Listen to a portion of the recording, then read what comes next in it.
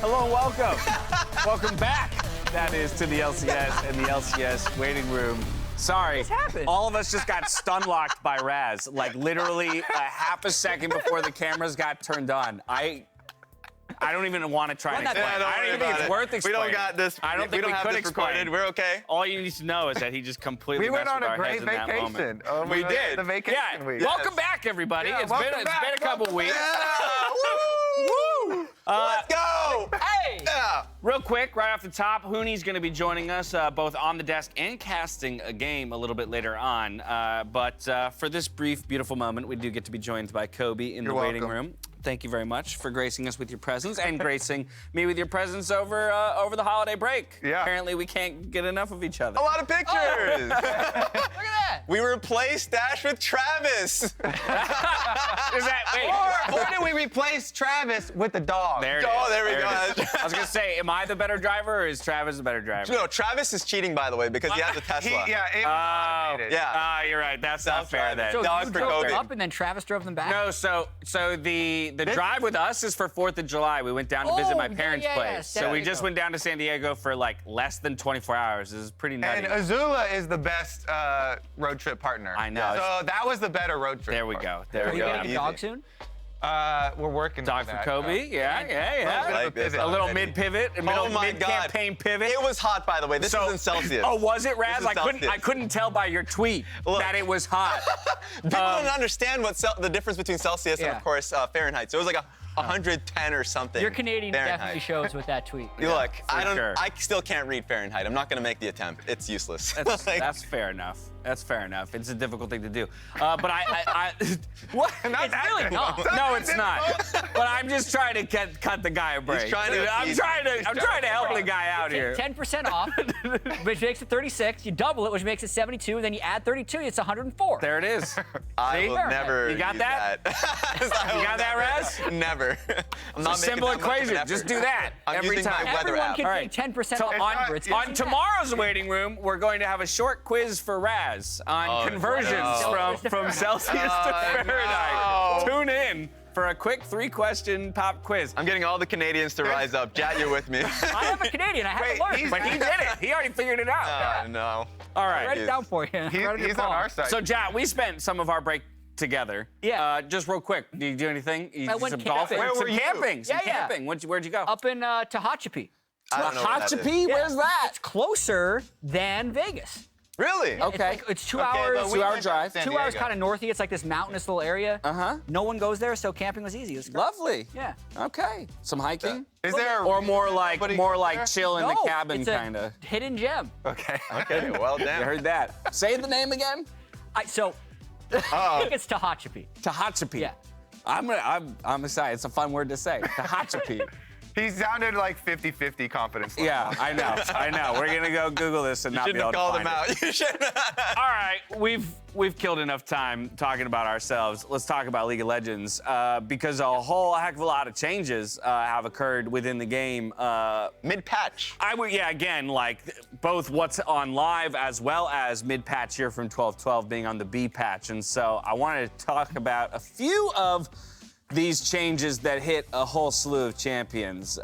Kobe, you started with the hand so motion. this is the patch that because Riot was taking a week off, they were like, okay, this part of the patch that we wanted to put in 12-13, we got to rush it out before the break so that people don't get super pissed. Because Seraphine was really pissing people off. Like, all right, Yeah. 57% win rate. Seraphine buffs a little In bit. solo queue, yeah. Let's do a little tap here to Belveth and Senna. You know, these are the ones that really were pissing people off. Yumi always gets people angry. Yep. Zeri as well. So these were the ones that were like critical condition basically, and I like these. And these are the ones that people have been playing on live for a long time now. And these are basically the heavy hitters. I'm super excited because the teams have had way longer than normal to practice just on this patch. Right. Because we had the week off. And so I was talking to some of the coaches, and they're actually really excited with what their teams have been able to do with an extra week of practice. So I feel like everybody's coming in way more juiced and ready. And I'm hoping that that means we finally get to move away from some of these ones that were, you know, permabans, like the Seraphine and Senna and stuff like that. Yeah, I feel like it's more about the extended practice time than it is about finding something that's super broken within these patch notes. Because most of these were nerfs also, so it's more like, oh, what were we not using before that now that these have gotten some nerfs we can use? I have an analogy that flew into my head. Oh God, I'm ready. I love it. I'm So, here for it. Basketball, imagine what you have is like it? an undercooked steak. Yes. Right? Like it's a little too rare. Like a champion's real blood. Yeah. I was gonna, so what are we talking about? Blue? Yeah, it's kind of blue. And you're Okay. like maybe a little questionable because you bought the meat from a place that is like, I'm not gonna flame a grocery store. Right. Not a good grocery store. Sure, no, but I'm liking where this analogy's going. And that's like Seraphine. It's like it's a blue steak. Okay. Right? It's not Like that's where she is now. But all they did is they threw it in the microwave for like 9 seconds. Okay. Right? So it's not as dangerous to eat, but it's still probably fine. And why are they microwaving their Seraphines though? So Why in is the your- steak so it- microwaved? well, Because they had Also- to do it quick because they were going on break. If they'd had longer, Yeah. they could have put it back on the grill and Right. got just What- perfectly medium rare. Now, in your analogy, overpowered is super rare? In this one, yes. Okay, okay. Specific, we're just making I was just sure. trying to figure out what the scale was Because once in the the steak is cooked, analogy. it can't be uncooked. Yeah, exactly. That's a good point. You can So- always You can't throw it back get in the more fridge and have it cooked. become Here's my problem. The analogy is supposed to make what you're explaining more understandable. This, I believe, does the opposite.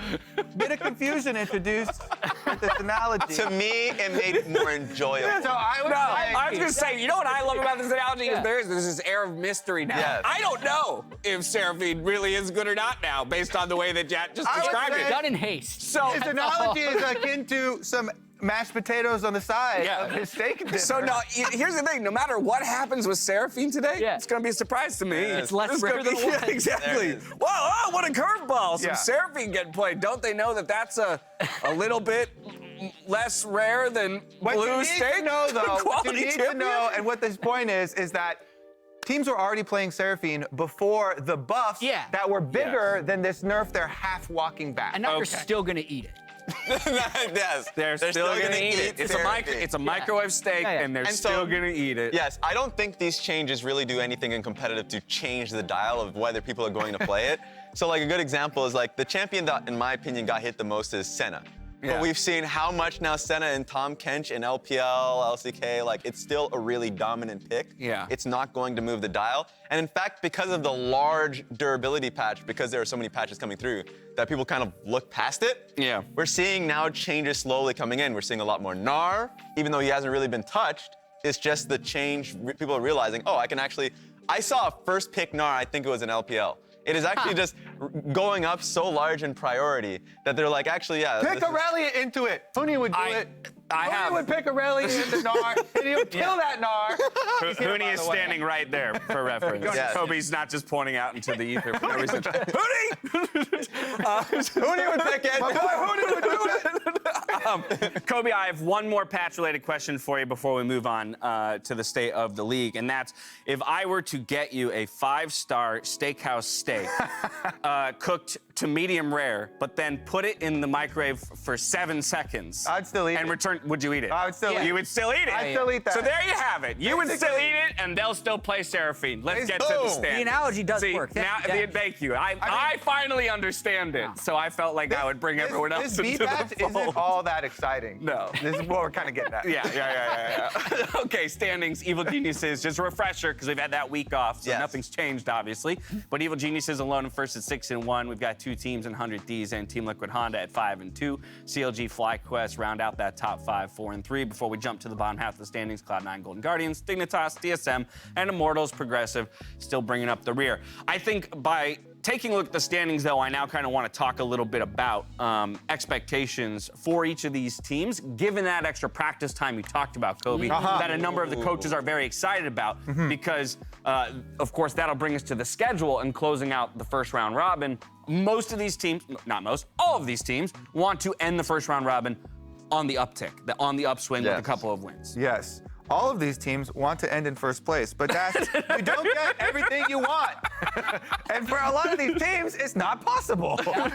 I will say, for as far as teams I'm looking at for the biggest gains in their practice time, Cloud9 is very high on that list for me because they obviously have re-role swapping members, you know, Fudge going back to top lane, Sven going to bottom lane. Any extra time is going to really help those players out practicing their roles. Sven right now, fun fact, has the most champion queue games played of any player in Summer, and that makes sense because he's role swapping over to support. So I think Cloud9 should have made really big gains in this off week. I know that Evil Geniuses probably made the least gains because they didn't practice at all. They went on vacation. Yeah.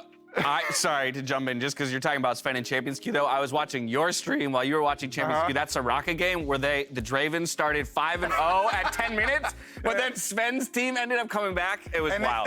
They still won. Go watch Champions Queue. It's ridiculous. It is fun. Anyways, biggest gainers for me, Cloud9. Probably the smallest gainer should be Evil Geniuses because they didn't practice. They went on vacation, and so they needed rest time because they did MSI and all that. Also, though, one more big gainer I'm hoping for. Immortals, please, God, let Immortals have made some big gains because they had a lot of room. Couple important Immortals notes. They have a big fan who called into Hotline League. Yes. They got one. Who watches the Academy team and the LCS team. Yeah. That's huge. They have a different guy who tweets about Immortals every single day. Every single day. And they're going to gain more fans because they had free boba outside the LCS. True. So if the fans are out there when Immortals plays, you better cheer because they are bribing you with free boba. The entire LCS, no one else was the willing to entire do LCS crew is rooting for Immortals So you're today. right. After today, Because of 100%. boba. Another team that people should not undersell is FlyQuest. They're making their run for it to the top. The fact that they took down C9 in a really surprising fashion, aphromoo and Johnsun just elbow dropping them level 2 and just snowballing. That was a great game. And yeah, they started out poorly. They are making a run for it. The fact that also they have this 1 week to be able to prep going into today's game versus 100 Thieves, first game of the day. I'm really excited for this team. The big environment. The big environment coming. I'm always excited for the big environment. Now, a team that we've neglected to talk about up to this point, and for good reason, is TSM. Because while we have lots of expectation for the practice time of other teams over the past 2 weeks, I think the expectations are very different when you consider the number of changes, the size of changes that TSM has elected to make to their roster just this past week. Yeah, whenever you release an infographic to explain what you've done to your roster in the break, it's going to be a point of conversation. Raz and I did a whole podcast on this. We did. Emergency podcast. Emergency 26-minute podcast. It is a little ridiculous. But I also understand why they pressed whatever panic button they have, and it doesn't seem like they necessarily had a huge amount of resources to pull from. Most of these are internal promotions. They did bring in Chime, but it really just feels like they're trying, it's like a shotgun approach. Like, we hope that one of these things is going to generate. Like they're blowing everything up with shotguns or what? Yeah, that's a lot of shotguns. So for me, I didn't like it. The idea of like the holistic changes, right? Yeah. I'm the type of person who's like, okay, you brought in a completely new roster into this split. You had Maple, you have Mia. Like, for me, I would have liked to have seen them run through it because some of their games was really close. Their Evil Geniuses game was really close. Their 100 Thieves game was really close. The Golden Guardians game was just a draft, like a real draft difference. So I was like, okay, they have a week reset and they changed everything. So, I will say that we should separate the changes because I was about to do huhi has wrist issues. Yes. So this is a medical issue change. Bottom lane is performance stuff. And this is a tweet where TSM is linking to a Reddit comment from their GM where they fully explain paragraphs basically on each individual change, including the academy changes. So if you want the full detailed explanation, you can go there. Some of it is very critical too. You know, especially some of the stuff on individual players and supports specifically. But the story is very long and a little bit detailed there. So I would definitely recommend getting the insight. But we also do need to separate the two because wrist issues suck, plague a lot of gamers. Yeah, absolutely. Again, as Kobe mentioned, if you want the holistic view and the detailed view, go check out that thread to get the word directly from the team. I also think it's important to recognize just now maybe what the shift in expectations should be, again, for this roster. I mean, it's a tough thing to continue to evaluate because that's been one of our criticisms to begin with all season long, right? It's just how much turnover the TSM roster has experienced through Okay. spring So, and summer. someone fact-checking the tweet that we got up here right now? It's not fact check. No. We don't fact check things here. Who's to say? If you make a wild enough statement, then it's good enough to get off the show. Yeah. Also, without crunching the numbers, maybe.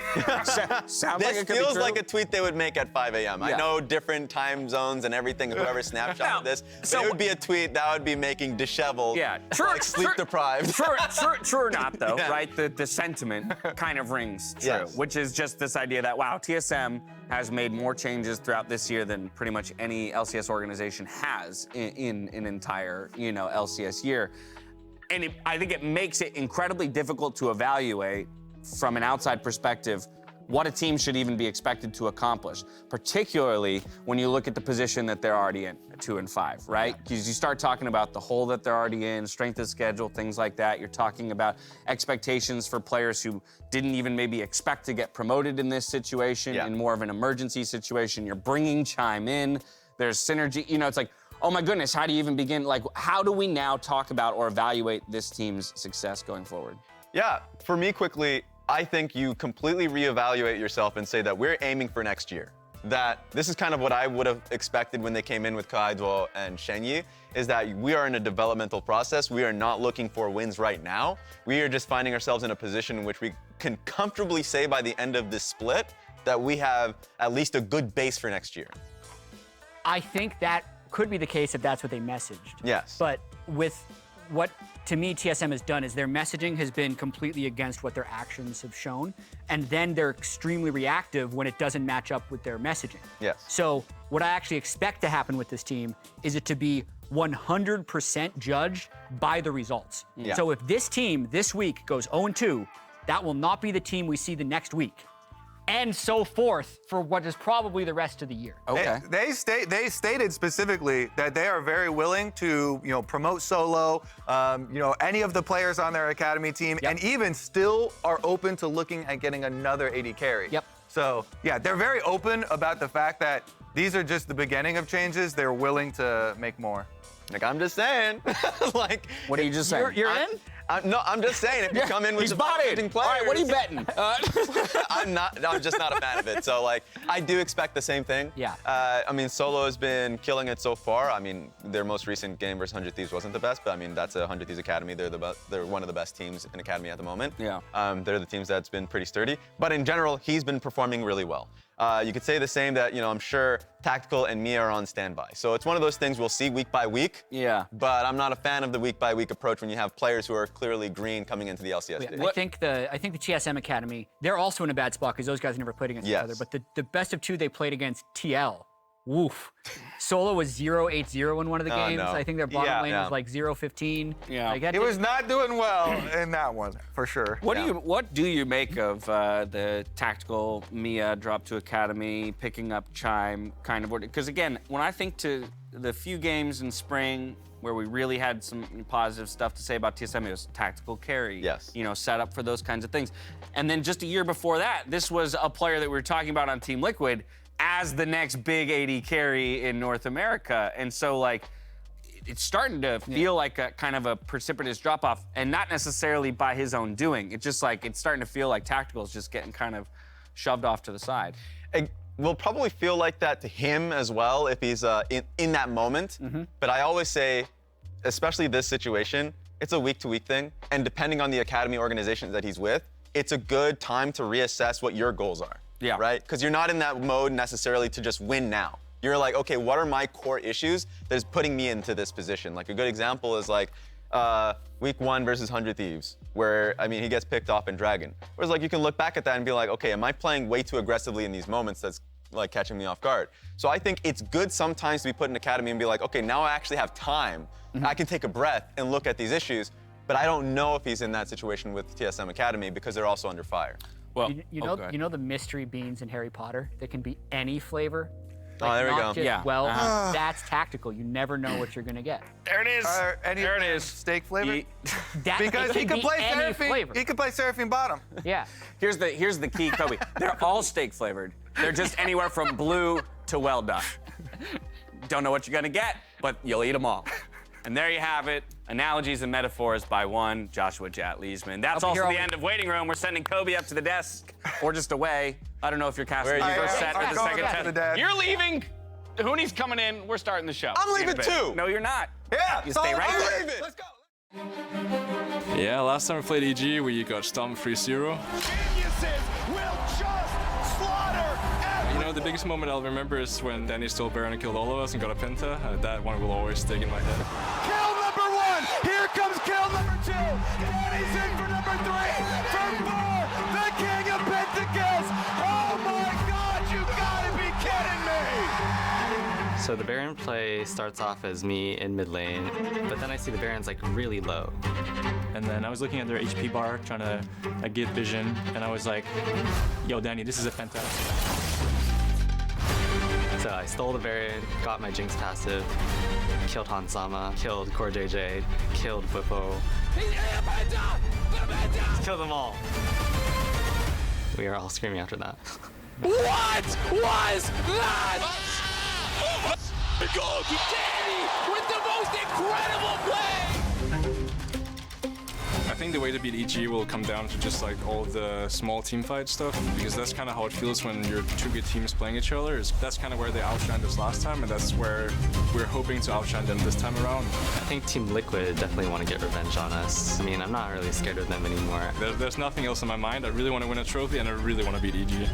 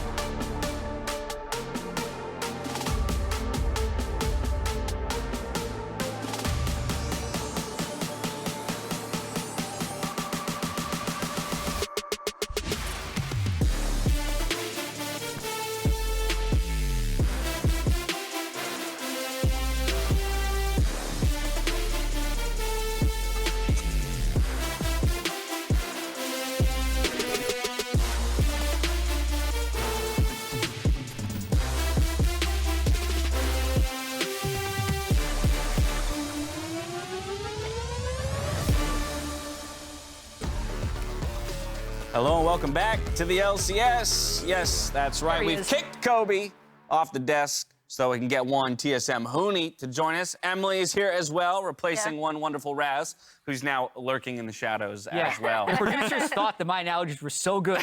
That's what it was. I had to stick around. I learned that you microwave steak, so I am very not okay. No, I love it. I love it. The producers, they're setting a bar. They're saying, hey, that's the example. Three metaphors per waiting room. They must all be bad. Looking at each other. We're just like, we don't really know what's going on. I don't know. How do you eat your steak? I'll just go medium. Medium. Because like if I order a steak medium, they usually give me medium rare, right? True. Because they can, just in case if they Exactly. Like, if I don't like it, and then you don't have to microwave it.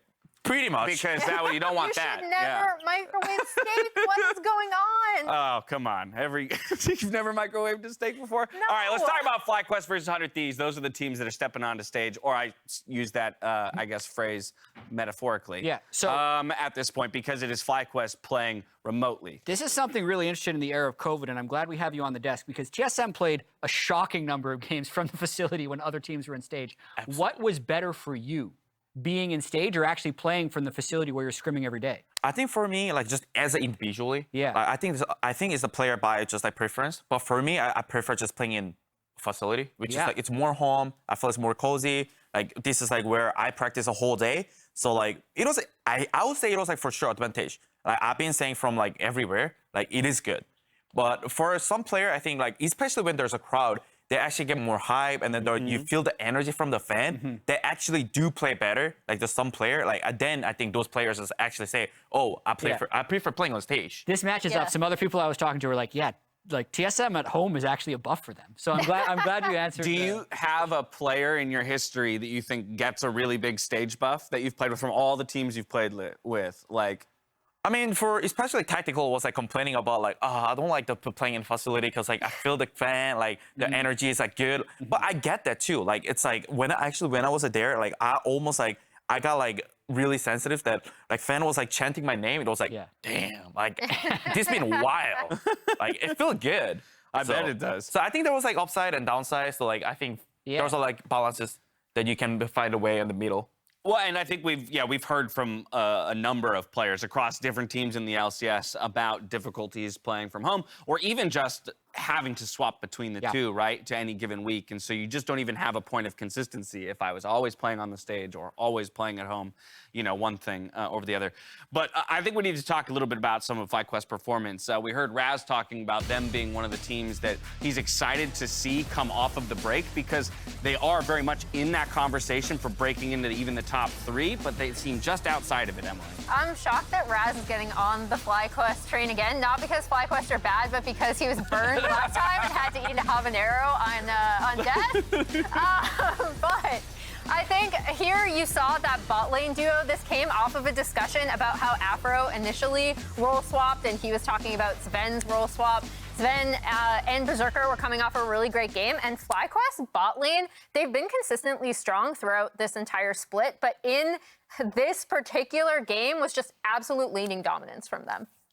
Yeah, I think FlyQuest has been surprisingly exciting. A team that a lot of us have talked about being maybe boring, though, would be 100 Thieves. And it's really weird because they're 5-2. Yeah. They were LCS champs, they were LCS second place, and now they're like tied for second, so why are they boring?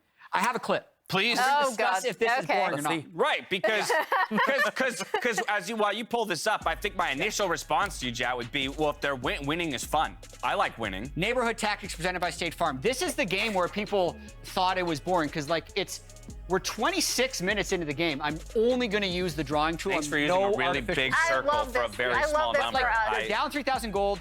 They're down 3 dragons to 1, but they still make a call to win the game. So I'll just kind of go through the play that they did, and then we'll talk about it. So the reason that I think they start this Baron is they are going to have Gangplank bottom lane, and they're just going to be able to start the Baron. And notice how there's no wards right now for Brippo to TP to, but 100 Thieves doesn't necessarily know that, right? Like, there could be a ward here. They have no control ward to make sure that it's not there. They're kind of just starting it up to see what happens. So we'll move forward a little bit. As soon as they actually do spot the Baron, they place a ward for Brippo to TP on, and we're just going to kind of take stock of, like, okay, how flippy was this Baron?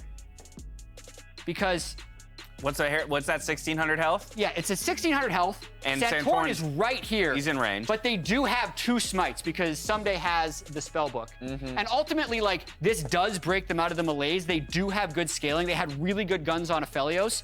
They win the 2-for-1 smite fight, and they kind of take control of the game from here. But, like, if this doesn't happen, it was a boring game from both sides, and no one would really care. So I guess the discussion here is, like, is this the right way for them to be playing? Or did they win this game because it was a flip?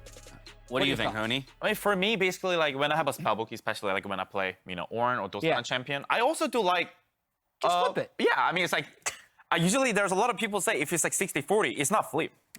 Like 55-45, they say it's not flip. They said, at least you have a 5% chance if you win the double smite with. Yeah. Like, also, when I usually call, like, enemy jungler will not know the number that we're going to be double smiting. True. Like, we can just choose 1450. Like, so random. 1433. Like, there's no way enemy jungle will know. So I'll say it was a little bit. I see the reason why they actually pulled it off. Yeah. But I agree. It wasn't like 100-0 that couldn't make it. I'm going to counter the boring part a bit. Obviously, I've also been really critical of not seeing as much action in the early game in LCS games. But the thing with 100 Thieves is they can be really creative. I remember their pick compositions, I'm sorry, Huni, it was against TSM, with Abbedagge's Ahri. And even though people were really hypercritical of his laning, his charms were making the difference there. And 100 Thieves are also really good at trading. So like when I remember a specific player on like 16 minutes, Abbedagge gets dove bot, they actually get mid-tier 1 and a push top off of it. So I wouldn't necessarily call them boring because their team fighting can be really creative and really fun. I might still call them boring. But what I will say about that play, you guys, sorry. We're trying to hype. Yeah, I thought it was going to be a straight up flip until I rewatched the clip, and now I'm on the 65-35. So that's the thing is, I'm with Huni for 2 reasons. Number one is with the double smite, I just would never call that exactly 50-50, which is what I would consider a flip. But the second piece of it is that they win the fight afterwards, and I have to imagine to some degree their calculus was even if they contest, we believe we win the 5v5. Yeah. And so even if we lose the smite, if we then kill, 3 and trade 1 for it, like we might be able to push off of that. So again, that might have made it what the 60-40 play they evaluated was. So boring is one thing, winning is another. And at the end of the day, these players are out there to win. So I will never fault a team or a player for going with a winning strategy, even if it's a little less fun for me to watch. Really, for me, the boring comes in to the fact that there were 2 kills at 26 minutes. Do we have I just want to see more Do we fighting. have time for predictions? We're going to do predictions, I know. Yes, I'm going to go to you first, Jet, because we can do this now. We can go out of order. Ready? Go. 100 Thieves. Yeah. But it's not going to be super exciting. I think they're going to fix the scale. So their predictions are showing up in the back wall behind everybody. I'm going to go to you next, Huhi, because I'm kind of curious. I chose FlyQuest. Woo! I feel like, honestly, it'll be really close, but I think I just want to see like if FlyQuest actually how if they beat it, like I just want to see how they beat the 100 Thieves. Okay. So I chose the. You think it's going to be a challenge, but it's very doable. That's what he said. It's like if 100 Thieves win, it's like gonna be boring, right? If FlyQuest win, then it's not gonna be boring anymore. That's my boy. Huhi wants an exciting game. FlyQuest victory will bring it. Emily, where are you going to break the tie here? So this was actually the most difficult game of today for me to call, I think, because FlyQuest have been playing so well, and because I think both of these teams will default towards more like mid to late scaling team fights. But I did end up choosing 100 Thieves. 100 Thieves. Okay. In a boring way? In a really that's the third worst early team game in the fighting, league. fun way. I think we should add that to all of our predictions now. I think we should. Who wins and was it fun? I think we should strike boring from our vocabulary. I agree, actually. Okay. That's a stupid word. Slow. Get it out of your vocabulary. Now, as we head out to the arena, FlyQuest are giving us a lore lesson on the origin of toucouille. Take a look.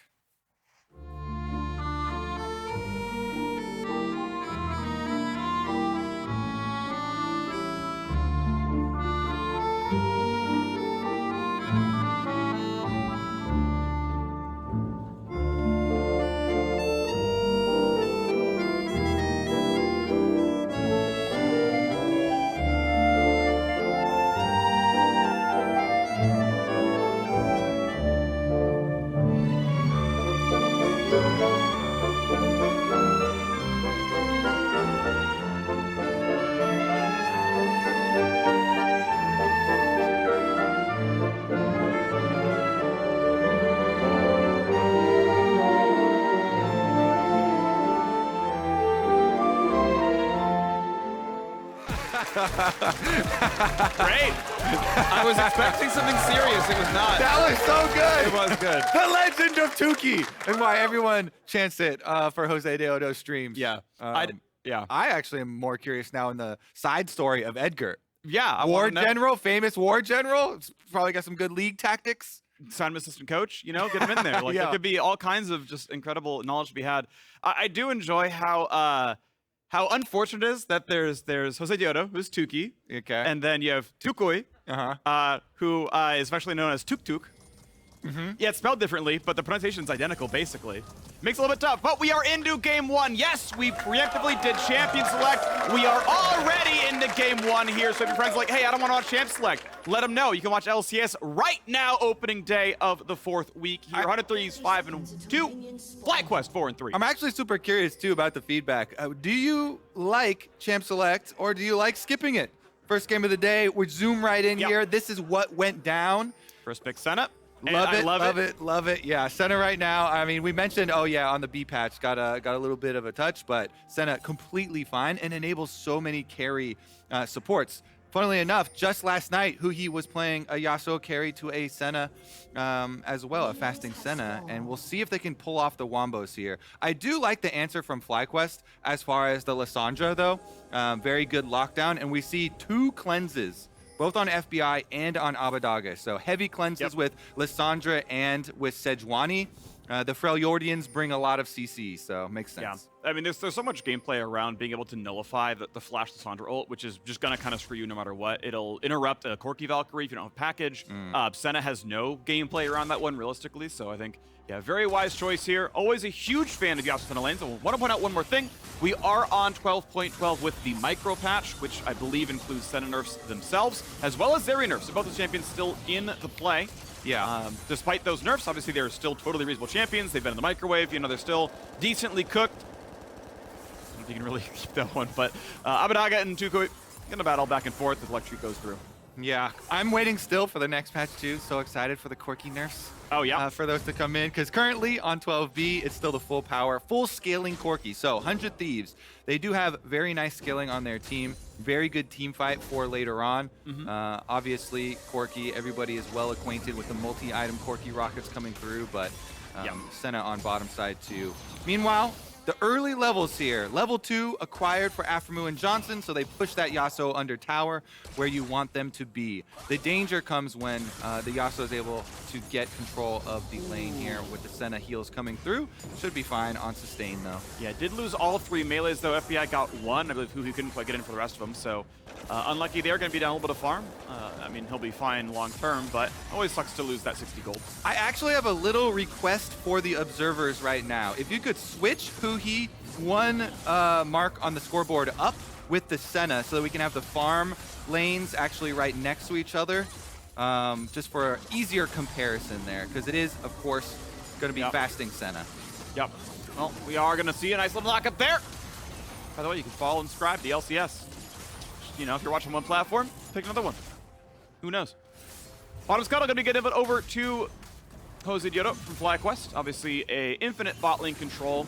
Generally speaking, when I have played Yasuo Senna lanes, your lane pressure is in the ability to all in. The actual damage is really incredible. You knock up combo, you actually get really good follow through. But the laning itself, you're just kind of passive losing health for a while until you find that opening. Like this, for example, Afro at half HP. There's a knock-up exhaust is on, and guess what? It was a bait. He's able to jump right back out, finds a minion tornado out to the side, but Flash is still down. Nice counter gank by Josedeodo. Yeah, comes in through the lane here. The classic lane gank, actually very effective for... Oh, he's almost dead, and he is! The last auto comes through, first blood for aphromoo. Oh, and he takes too much harassment, Phreak, on the wave, coming right at him. Really good job there from FlyQuest. First blood money. Unfortunate that it does go into the hands of aphromoo, but everybody's just trying to get that last little bit of damage to actually finish it off, and they needed that last auto attack as well to get the first blood. Here it is. Jose comes through, beautiful lane gank into the fog of war, through the brush, lands the snare.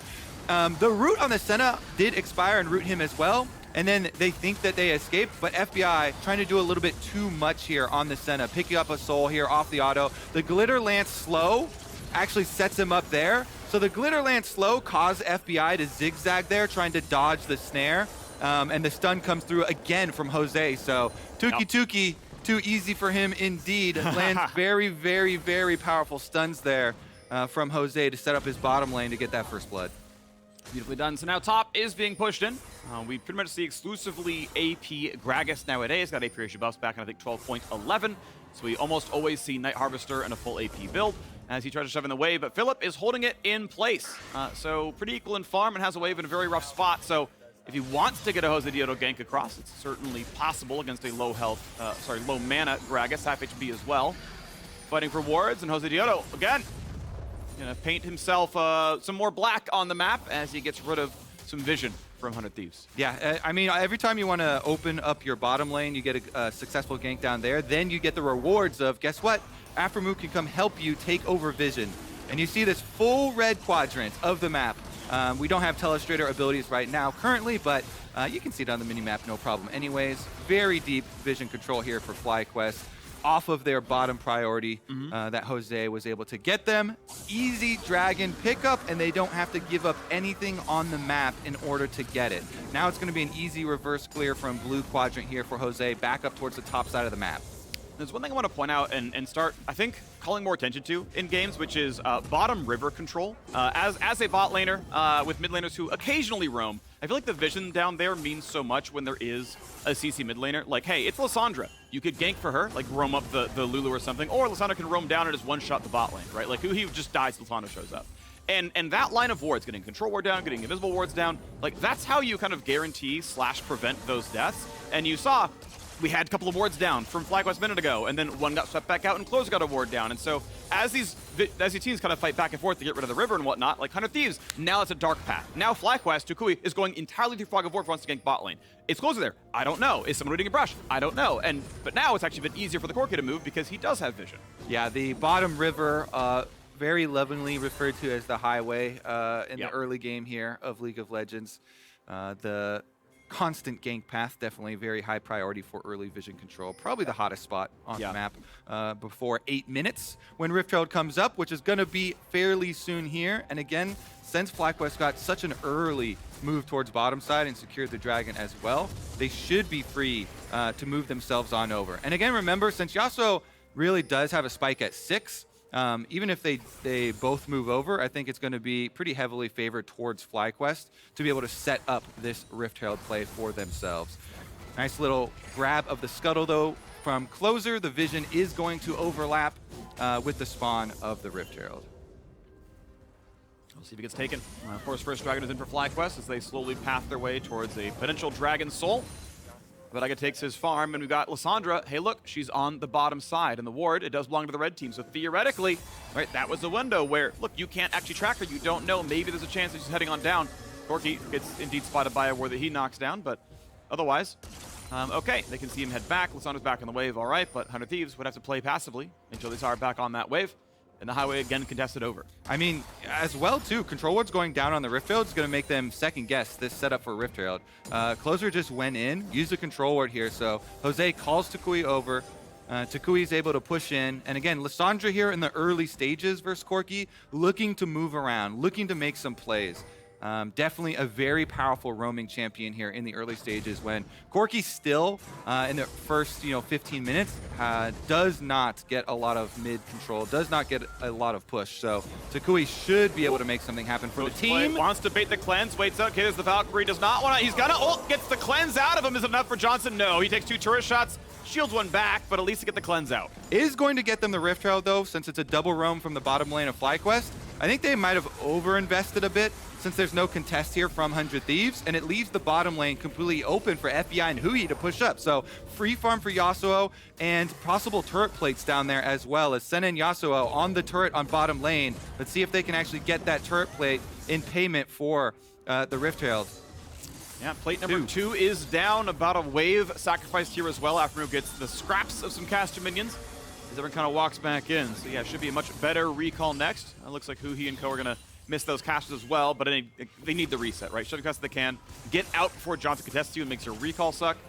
Theoretically, could actually go for Q spam here. Popping the shield wouldn't stop the recall. Need to get another second or third Q. Doesn't bother. Not going to be much. But yes, it's going to be items coming through. We've got our Noon Quiver here for huhi on his way towards his first mythic. As a couple long swords and better boots go through for FBI. I will say I'm very partial to Swifties on Senna. Feels very, very good. She's a kite monster.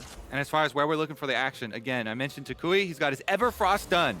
Lissandra is so much CC right now, and there's no cleanse. They just burned it on Abbedagge, so hopefully, for FlyQuest's sake, they can make another play on that Corki while the cleanse is down. You can CC lock from 100% to 0. With Ultimate, with Everfrost, they just need a little bit of damage. Everybody recalling, though, for FlyQuest in the bottom river, so it's not going to be quite yet. A few more seconds left on that Lissandra Ultimate from toucouille. So I'm surprised to see a second recall so soon. It's because he wants to finish Noon Quiver, because they had gone for the Rift Herald play, recalled, got in the bottom lane, and they got a buy-off. But unfortunately, like, oh, I spent money is not as good as I upgraded the most efficient component item in the game. Noon Quiver is incredibly overstated, incredibly efficient. Obviously, there's a reason who has one as well. It's a very, very good item. Says, okay, we're going to take another recall. We're going to be a little bit late to a dragon play. We can't get its bottom lane until it's on our tower, but if FlyQuest want to go for dragon number 2, they've got the items to do so. Yeah. Does mean the bottom lane of 100 Thieves gets to push out first. So you get first move for the setup for this dragon, and there's no advanced wards real deep in the jungle this time around.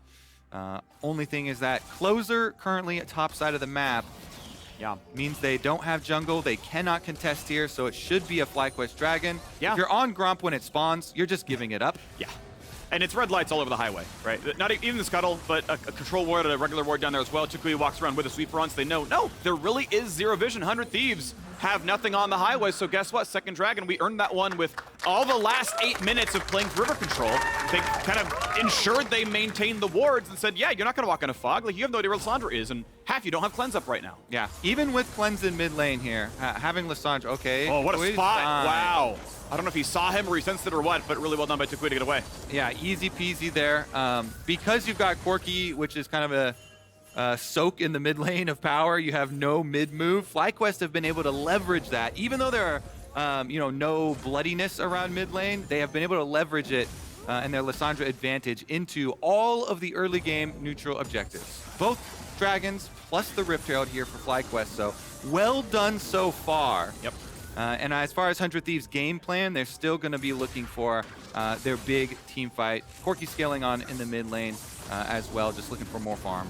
You just saw a microcosm of what that bot lane looks like, by the way. If you were tracking it, huhi like went up, got 2 stacks of his Q, and you saw FlyQuest was like, we're out, wave's yours. Like we're not gonna fight you on this one because the knockup combo could be too good. Even through Lulu ult, through an exhaust, it could still be scary. So you saw them kind of back off prematurely because that was the all-in angle, and that is how that lane plays out. It's all about, oh, gets the stun. Gets not quite the Aerofrost. Keep in mind, Cleanse was up. I think if Cleanse was down, you could flash ult and guarantee the kill, but presses 1 summon, you get worse cooldowns for it.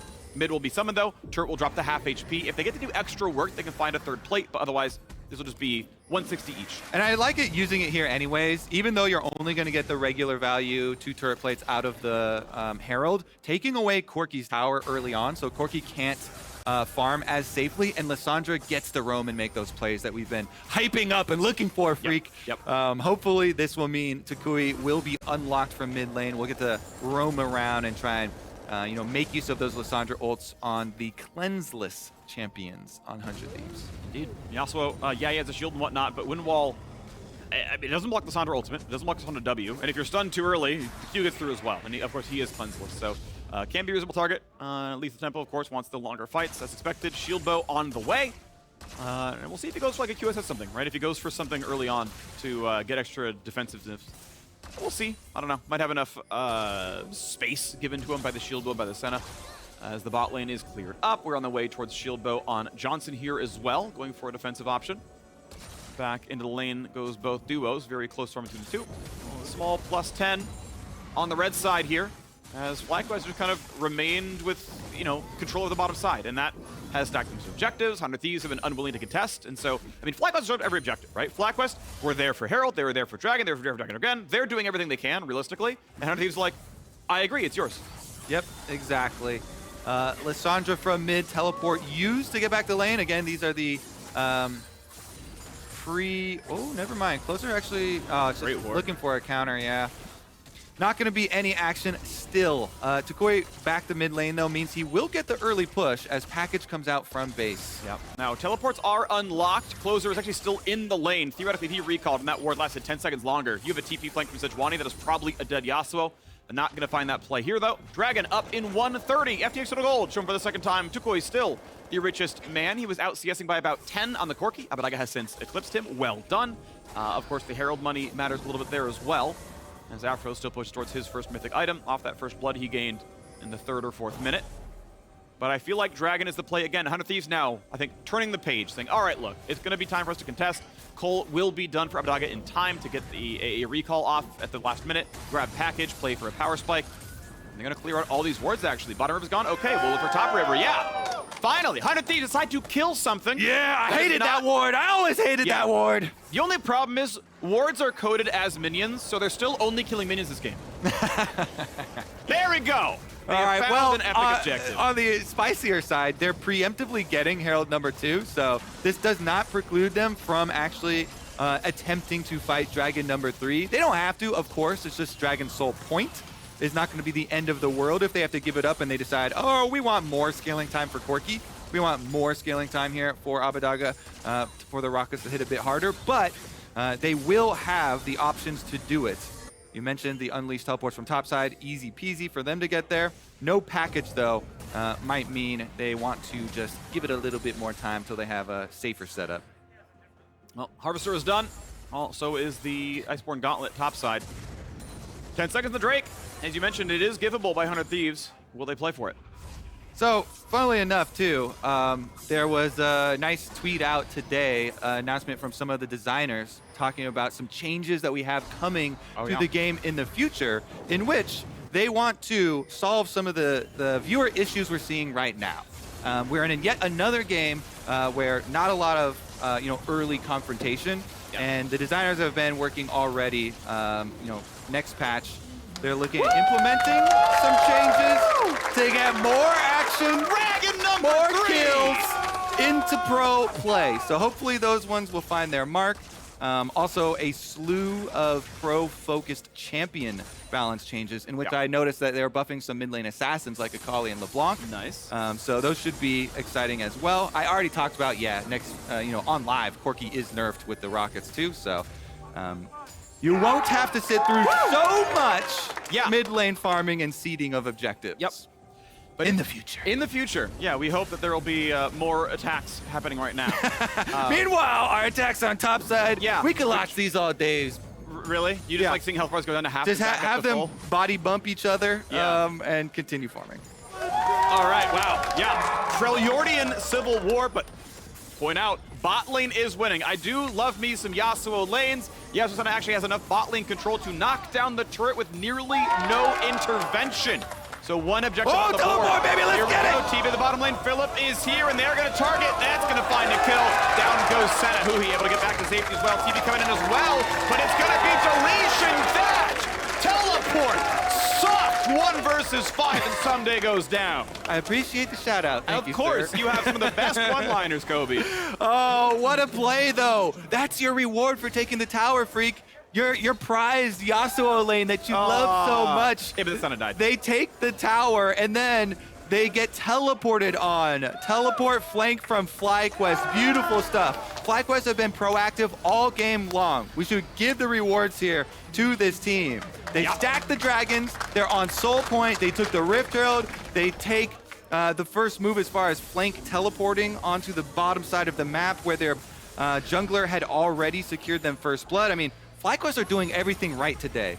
They woke up, they decided to choose violence here. And Philip in onto the bottom side. Since the Sejuani was first, it's first kill. And then this is one of those doomed teleports where you're like, all right, they already lost the fight, so we're just waiting on the next meal to arrive.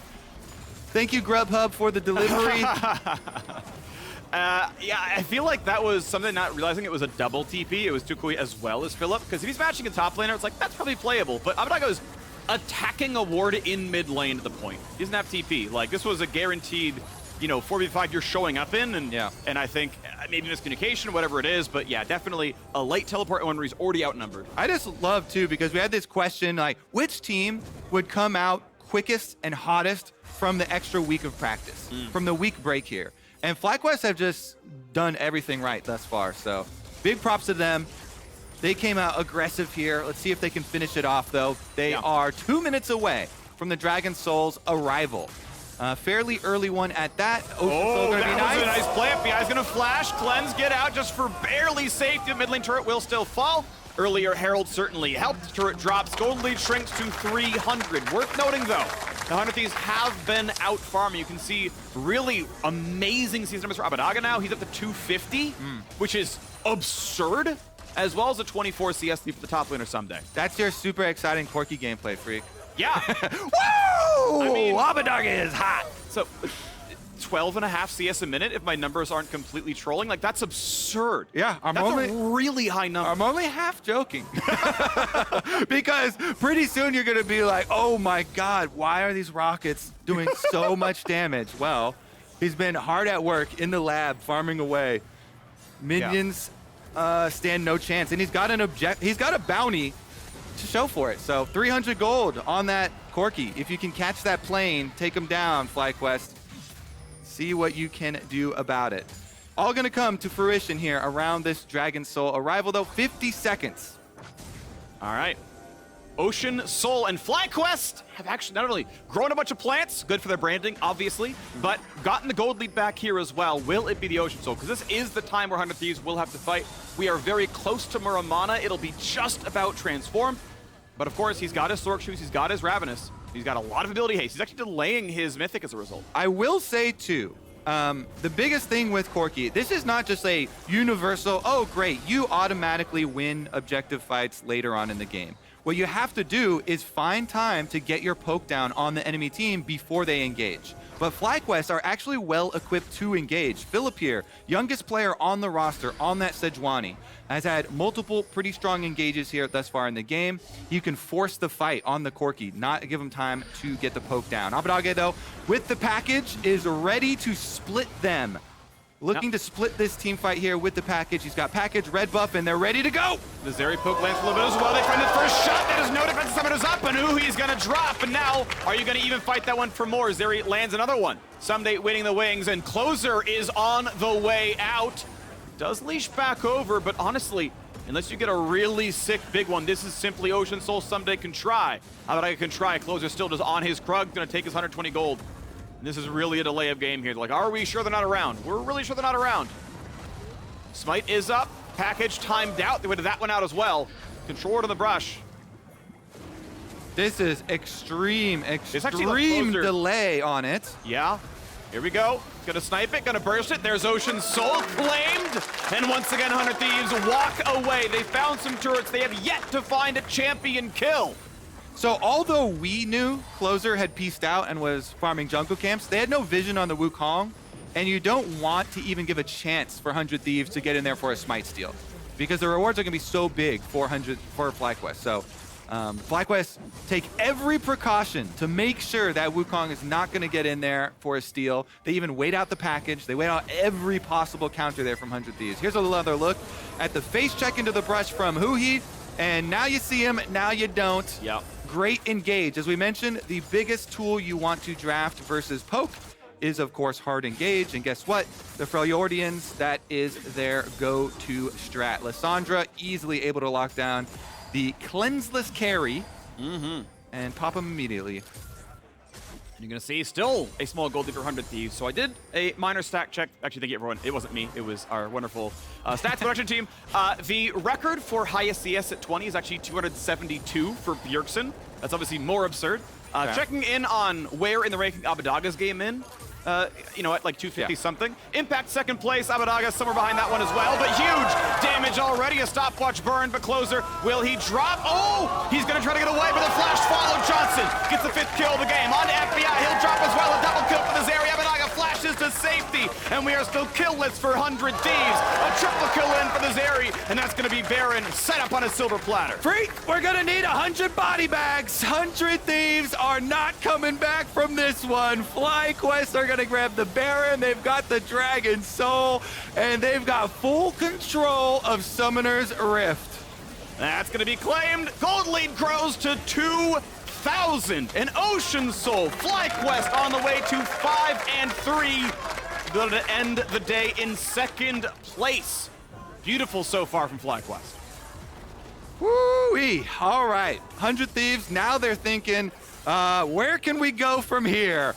Let's take a look at the replay first at where it all went wrong. It was another face check into the brush, right into Jose this time, lands the first stun. Closer tries to buy some time, Zhonya's, but it's easy for FlyQuest to use all flashes forward to chase since they've got such a health lead, and Gragas wasn't even there yet, so that was 100 Thieves with a 4-person kind of face check towards Baron. No caution, no kind of respect to the possibility of FlyQuest in these brushes, and they've been punished every single time. You know, the origin of the Tuki, by the way, was about it being just too easy for Jose and being like, yeah, easy, easy. Well, looks like it's applicable to this game as well. Now they're split into the 1-3-1, and Sejuani does have teleport, so could join as well from the bottom side. That's looking really nice right now. 3,000 gold lead. Red Bull Baron power play, 2,500. So already a bit more earned since the Baron take itself. Will they find the next play? Nice double knockout for huhi. A little bit of poke, pad the stats, but has not found his way in. Kill list still on 100 Thieves. Ssumday, explosive cask away. Josedeodo in the front line, though. AP Gragas, squishy, jumps to safety, will still drop. Going for one more. huhi just barely stays safe. There's the knockup, there's the combo. huhi tries to find it, but he cannot. There's a final shot coming through as Closer gets a single kill, but 2 teammates left. FlyQuest running over 100 Thieves. Abbedagge will be maybe safe in his base, but he's slowed. He is shot, and he is shut down. Well done to Johnsun for yet another kill here. 4,500. 100 Thieves. They mounted a defense, but they mounted it far too late. FlyQuest is just blasting them, Phreak. There's only 26 minutes into the game, and Philip looked like he wanted to dive Nexus turrets. That was between 2 already. They're going to go for the end. toucouille teleports in with the Baron, but FlyQuest want to end this one fast. You're going to have 3 back up in a second, but still no Corki for 20 seconds. So 5v4 is your best attempt. Good luck, 100 Thieves. 1 turret left. They got to take the stand here, and it will, in fact, be the forced retreat. Yeah, the health bars are full, but you haven't bought items in a while. Be careful. Stopwatch burn. Be careful. They're going to try to go right back in, but no. Unstoppable for Johnsun as he takes down Huhi yet again. Looking for another one. Yeah, easy stun coming through. Philip serves him up again. Turrets will fall. We got a 27-minute victory. FlyQuest never let up, never surrender. They took everything they wanted. 100 Thieves are taken away. Shout out to Huhi on the analyst desk. Huhi, the only one to predict FlyQuest. He gets it right. Huhi, 100% correct predictions on the day. FlyQuest, happy faces, even though they had to play from home. What a massacre. Well, they own the highway. They own the bottom lane with a great gank. aphromoo with first blood. His first Lulu of the split, and honestly, they never let go. You did have good farm for 100 Thieves, okay? First bot turret went to them. Mid lane farm eventually went to Abbedagge. Top lane farm went to Ssumday. But they killed minions. FlyQuest killed everything else. Dragons, Rift Heralds, champions, towers. Yep. Yeah. Careers. Careers. Stay tuned for 2023. Who knows? But yeah, it was really well played, right? Like, they had a productive game plan. You do have usually lane pressure in that bottom lane. You can try to get deep wards to track a jungle counter gank, right? And we saw the one time we saw anything go for the play. Yeah. Tuki, right? He's here. So it was hard to find the all-ins on the Yasuo side. And because they had mid push, because they had bot push, they own the bottom river. They can make those movements whenever they want. Yeah. And they had that one big double kill where the double TP came across. And at that point, it felt like 100 Thieves never tried again. I really like the coordination that we're seeing from FlyQuest. It seems like this extra week of practice, they've really come in super focused, good game plan. They executed and they didn't waste any time. This is one of our fastest games that we have had since the durability patch. Really good stuff there from FlyQuest. Really impressive. We are going to be breaking down that game with Huhi and the gang at the State Farm Analyst Desk.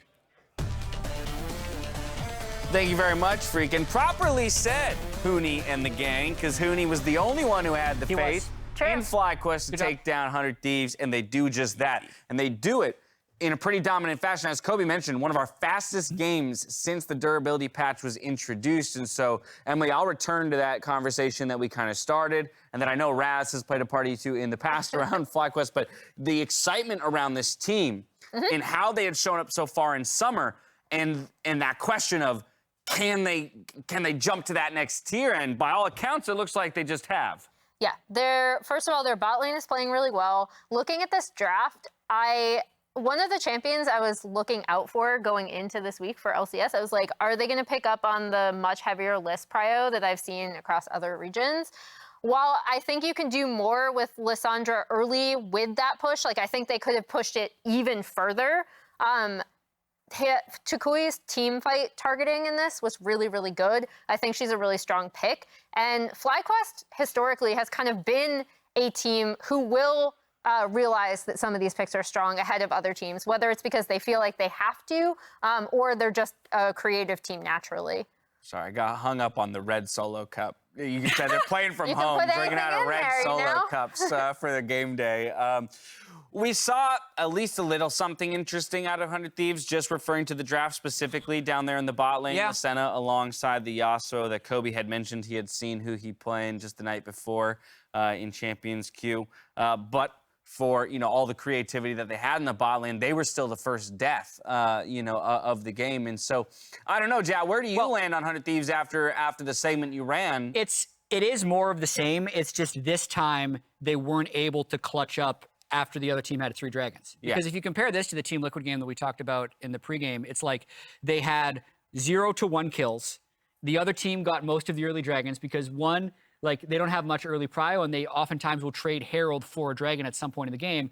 And then like when the 4th dragon fight happened, Huhi just walked up. Huhi just walked up and got one shot. Yeah, Huhi wouldn't have done that. Huhi wouldn't have done that. Not at all. Huhi never made a play. How do you evaluate where the game was won for FlyQuest, lost for 100 Thieves? Because the gold was really close for up until 22 minutes in the game. I mean, honestly, in my opinion, it starts from the draft that 1, 2, 3, they take Senna, Yasuo, Gragas. It's pretty good, but you just see the bigger pictures. What does one Senna, Yasuo, and Gragas want to do? You want to skirmishes. You want to take the fight after level 6 as much as you can, but as soon as they pick Corki, and I think even Wukong is fine, But I feel like the fact that they have a Corki is like it's impossible to take any fight. First dragon, first herald, like you saw, like they didn't fight the second dragon, third dragon, like not at all. And then like, oh, you mentioned it, like 22 minutes. Oh, there's a soul, and we gotta fight. But how we can't. If you find a way to swap the mid laners, the comp makes a lot more sense. Like if they have a Lissandra who can then play off the Yasuo or play off the Gragas in the top lane, it's a lot better. Absolutely. Mid-prio, that's important. It is really important. Mid-prio also. Meet 10 seconds earlier so you can move to the rest of the map. Yeah, absolutely. I mean, okay, so FlyQuest then. Where do we land on this roster? Are we officially, are we hyped about him? Wow. I mean, Huhi was already there. He was already hyped. I was already hyped for FlyQuest. He's the one driving the train. I mean, honestly, like, I also surprised, like, even the FlyQuest aside, like, they had to snowball the game. Like, they had to stack up the dragon. Like, I feel like they actually play really well around, like, their win con. Like, imagine they were a bad team. They would have not stacked the dragon. They would have not get the first herald. They're not making the decision-making quickly enough that they can actually snowball the game. And they actually did it. That means, like, they're a pretty good team. They're a pretty damn good team. You heard it here first. On the other side of the break, the reigning LCS champs return to the stage, so don't go anywhere. We'll be right back. Oh, baby, let's get it! Team in the bottom lane, Philip is here, and they're going to target. That's going to find a kill. Down goes Senna. Huhi able to get back to safety as well. TV coming in as well, but it's going to be deletion. Find that one as well, but huge damage already. A stopwatch burn, but closer. Will he drop? Oh, he's going to try to get away, but a flash follow. Johnsun gets the 5th kill of the game. On to FBI, he'll drop as well. A double kill for the Zeri. Abbedagge flashes to safety, and we are still killless for 100 Thieves.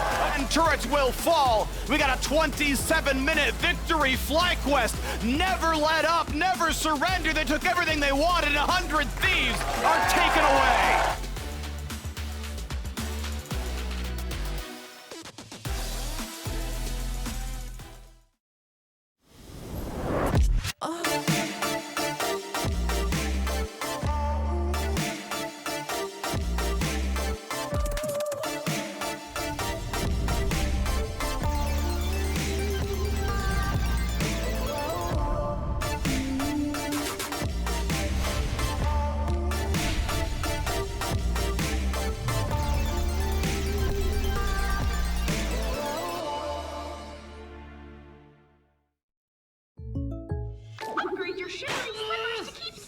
Hey, Ash, what's your plan?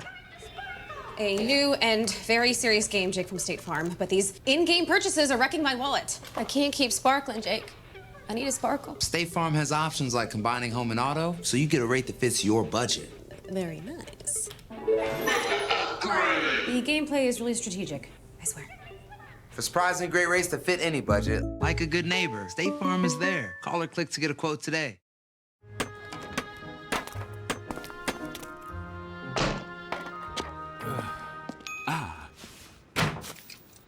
Red Bull gives you wings.